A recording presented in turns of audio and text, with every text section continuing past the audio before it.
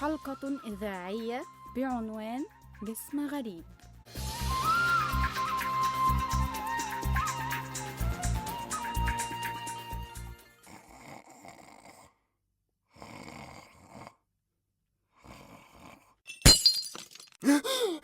بسم الله الرحمن الرحيم. يا ساتر يا رب، في ايه يا ولاد والله العظيم لو مسكت حد فيكم لعلقه مكان اللمبه اللي اتكسرت دي. مين الله، انت اتخرجت يا اللي على الباب؟ سعاده ما بترديش ليه؟ قلت أعملها لك مفاجأة، إيه رأيك؟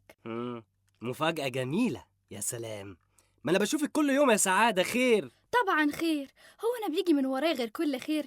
الفطار. طب وليه التعب ده يا سعادة؟ تعبك راح يا الأستاذ عطية، بس أنت تعبني، غلبني، عذبني، موتني، وأنا مش هقولك لأ. يا ستي ربنا ياخدك بعيد عني. إيه؟ قصدي ربنا يخليكي جنبي. عارف يا الأستاذ عطية، أنا حلمت بيك امبارح بالنون. ماشي، خير يا سعادة، حلمتي بإيه؟ حلمت إن الحارة بتاعتنا دي كلها اتهدت يسمع من بقك ربنا. وما فضلش غير أنا وأنت وبس. ده كابوس يا سعادة مش حلم. بقولك إيه، هو الفطار اللي انت جايباه ده إيه؟ دول شوية سبانخ يستاهلوا بقك المسمسم ده. سبانخ على الصبح؟ شكرا يا سعادة قوي، يا رب يقطعها عادة. تأمرني بحاجة تانية يا الأستاذ عطية؟ لا متشكر، مع السلامة. مع السلامة. اوف، ولية عجيبة. مين؟ نعم يا سعادة، في ايه تاني؟ نسيت أقولك لا إله إلا الله يا أستاذ عطية. محمد رسول الله يا ست سعادة. بعد إذنك بقى عشان اتأخرت على الشغل. يا ساتر عليكي، في حد في الدنيا يفطر سبانخ؟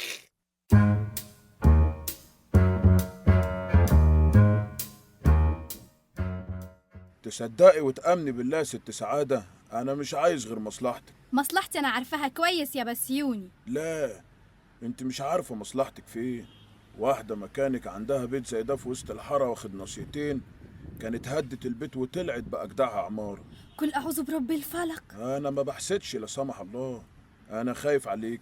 لا، وقلت لك 100 مرة مش هبيع البيت يا بسيوني. يا ست فهميني بس، الموضوع مش هيكلفك أكتر من 10 بواكي تديهم للواد عطية ويمشي من البيت، ونعمل شراكة، انت بالأرض وأنا بالمباني، ونتجوز ونحط عمارتك على عمارتي ونجيب بيت صغير. السلام عليكم. سي الأستاذ عطية يا مسبتي، والله أنا كنت رايحة أجيب صباع روج، المعلم بسيوني هو اللي وقفني. انت موطيه صوتك ليه؟ وبعدين انا مالي، ما يوقفك ولا ياكلكوا قطر.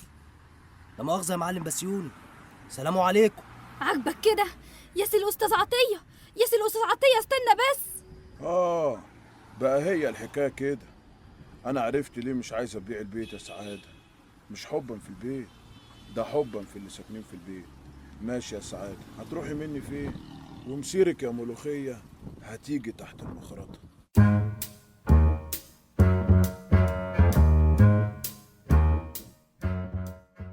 هناك فرق بين أن تحيا وأن تعيش. فمثلا لما تقوم من النوم وتاكل وتشرب وتروح الشغل أو الجامعة أو فأنت الآن تحيا فقط بدون استمتاع. ولكن أن تعيش هو أن تكون مؤثرا في المجتمع، بمعنى أنك تحاول التجديد ليك ولكل اللي حواليك، أن تغير وتتغير، أن يكون لك حلم تسعى لتحقيقه مهما بلغت الصعوبات. وده اللي هيخليك دايما عايش حتى بعد انتهاء حياتك. زي ناس كتير حياتهم انتهت ولكن لسه موجودين في حياتنا وبيأثروا فينا بأفكارهم اللي سابوها لنا. حد ليه سؤال؟ اتفضل. يعني يا دكتور، جنكيز خان كان بيعيش ويستمتع؟ علشان كده سيرته في التاريخ فضلت محفوظة على الرغم من انه كان طاغية؟ طبعا جنكيز خان كان يعيش لتحقيق حلم، ولكن حلم شرير وبطريقة غلط. وهنا يا ولاد فكرة التاريخ اللي دايما بيعرفنا على الناس وبيوصل سيرتهم، واحنا علينا نفرق بين الصح والخطأ. التاريخ هو من يبين لنا من الأمم السابقة كان يحيا ومن كان يعيش. سؤالي بقى اللي هتجاوبوني عليه في المحاضرة الجاية، انتوا شايفين ان المجتمع العربي الآن يحيا أم يعيش؟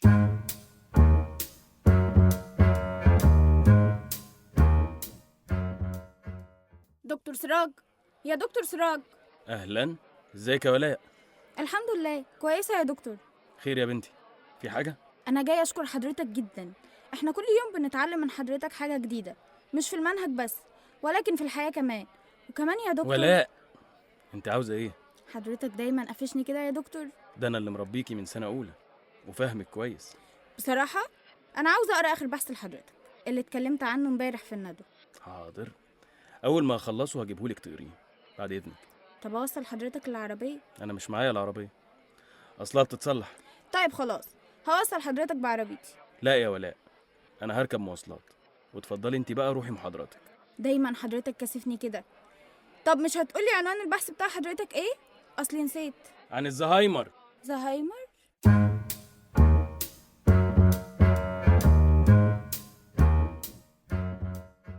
اهلا وسهلا. انت لسه جاي يا بيه؟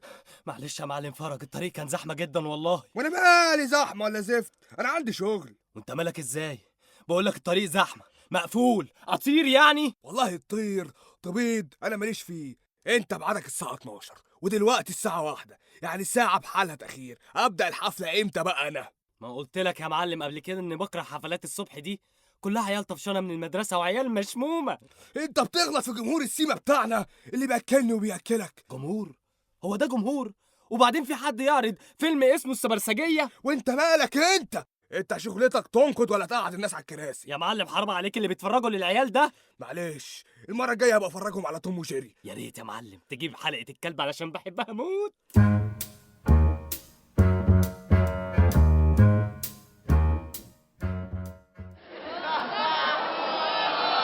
بس بس والله ما هشغل الفيلم طول ما انا سامع صوت.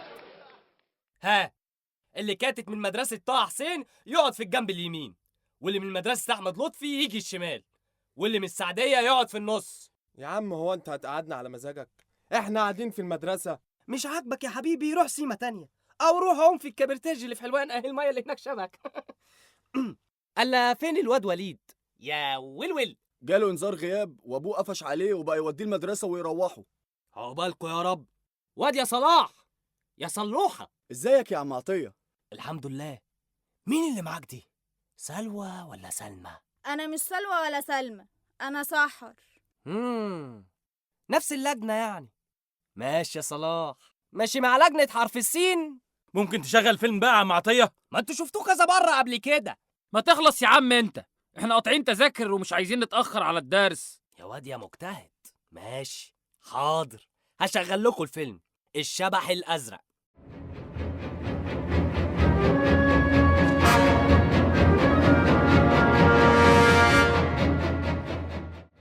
ها كده كويس؟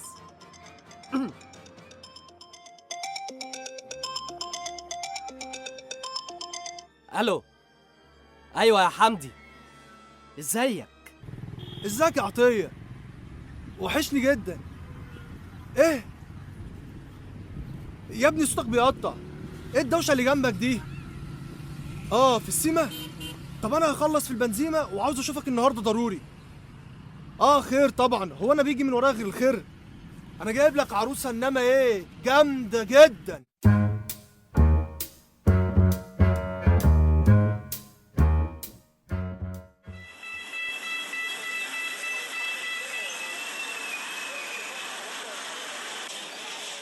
ايه ده حاسب يا اخي ما تزقوش يا اخوانا، اللي نازل ما يدوس على اللي طالع. اوف، الريحه الزباله دي. لو سمحت ممكن امسك في العليقه اللي فوق، انا قصير. شكرا. كشاف يا استاذ، كشاف يا هانم، كشاف عشان لما الكهرباء تقطع، كشاف في الشاحن اول ما يقطع النور الكشاف يولع لوحده. مش هقول ب50 ولا ب40 ولا ب30، اللي يمد ايده في جيبه يطلع 25 حلال عليه ويعوض علينا ربنا. جرب بنفسك وشوف يا استاذ. لو سمحت ممكن اشوف الكشاف ده؟ اتفضل يا استاذ، اتفضل يا استاذ وشوف بنفسك. الكشاف ده الشاحن بتاعه بيقعد 26 يوم بالظبط وبيبوظ، واللمض اللي في الجناب اول حاجه بتبوظ فيه، وهو اصلا بيتباع ب 10 جنيه ونص فقط بعد العرض. ايه يا استاذ اللي انت بتقوله ده؟ وانت ايش عرفك يا استاذ ان شاء الله؟ يا ابني دي شغلتي، انا اصلا كشاف نور. يا عم روح، بلا كشاف بلا كلام فارغ. كشاف يا استاذ، كشاف يا هانم، كشاف عشان لما الكهرباء تقطع بالشاحن اول ما يقطع النور الكشاف يولع لوحده. مش هقول ب50 ولا هقول ب40 ولا ب30. اللي يمد ايده نعناع باتنين معطر للفم، نعناع ينقي الدم، نعناع يشيل الهم بجنيه يا عم. هات واحد نعناع. اتفضل اتفضل يا استاذ. نعناع ينقي الدم، نعناع يشيل الهم، نعناع ينقي الدم، نعناع بجنيه يا عم. اتفضل نعناع. شكرا، اصل شناني بتوجعني. مصاب دي مش هتعمل حاجه خالص. اتفضل، دي بتروق الدم. شكرا لذوقك. في مكان فاضي اهو، اتفضل اقعد. لا اتفضل انت، انا تمام. لا والله ابدا. شكرا. والله ده انا كنت تعبان تعب. والنبي يا ابني، والنبي يا ابني رجلي تعباني قوي، عندي الروماتيزم. تعالي ياما تعالي اتفضلي. انا اصلي باخد دواء قد كده علشان رجلي. ربنا يشفيك يا حاجه. ربنا يخليك ولا يحرمك من صحتك ابدا. يا استاذ يا استاذ، الشنطه بتاعت حضرتك نسيتها تحت الكرسي. دي مش شنطتي يا جماعه، في حد نسي الشنطه بتاعته هنا. يا اخوانا دي شنطه مين؟ افتحها شوف بتاعت مين. حاضر. استنى وريني كده، هو ايه الصوت اللي طالع منها ده؟ لا لحسن يكون فيها قنبله ولا حاجه. طب حد ياخد مني الشنطه طيب؟ ارميها طب بره حد المترو. يساعدني؟ طب حد يقول لي جواها ايه؟ هو انتوا خايفين ليه كده؟ في ايه؟ اشهد ان لا اله الا الله وانا يا جماعه حد يرد عليا. مالك يا حاجه؟ يا حاجه الحقي لي طيب، ده انا زيكم. ابعد عني، انت اللي قعدتني هنا. الباب بسرعه، انت اللي قعدتني هنا. ابعد عني، ربنا ياخدك.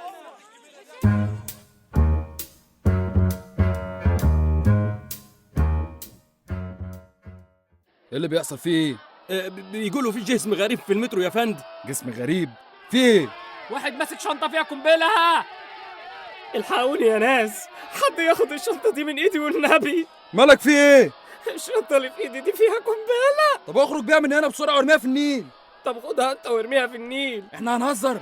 يلا اتحرك بسرعه، افتحوا الطريق.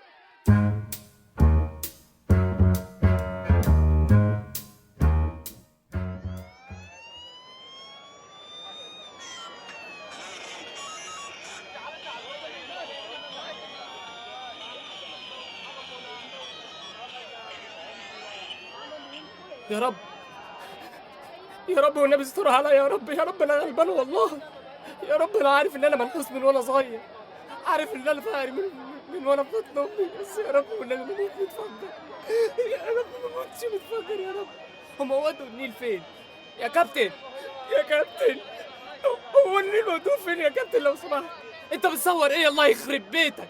لا لا لا لا لا لا لا لا حاسب.